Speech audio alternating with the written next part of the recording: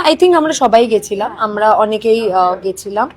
তো এতে আমার কোনো মানে এতে না আমার কোনো লজ্জা বা এতে না আমার কোনো রিগ্রেট কোনোটাই নেই।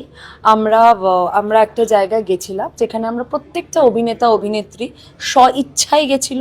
কেউ গান পয়েন্টে রেখে বলেনি তোমাকে যেতে হবে, তোমাকে এটা করতেই হবে, বা এইটাই গেলে তুমি এতটা টাকা পাবে, না, কোনোটাই না, কোনো চাপ না।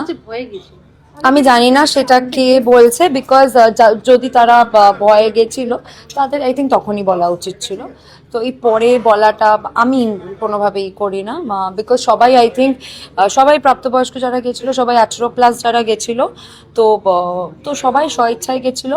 সবাই আমরা যেটা করি সেটা কিন্তু আমরা ইচ্ছাতেই করি, সেটা কারো জোরে হয় না, কেউ কিছু জোর করে করাতে পারে না। আমরা কেউ বাচ্চা নই, করেছিলাম, গেছিলাম আমরা, একদম একদম স্বেচ্ছায় গেছিলাম। আর যদি আবার কোথাও আমরা বাধ্য হয়ে যেতে, বা কোথাও যদি এরকম সিচুয়েশন থাকে যেখানে আমাদের মুখ্যমন্ত্রী বলছে কি হ্যাঁ এখানে তোমরা এসো, তাহলে হয়তো নিশ্চয়ই আবার তোমরা সিমিলার ফেসেস দেখতে গেছিলো।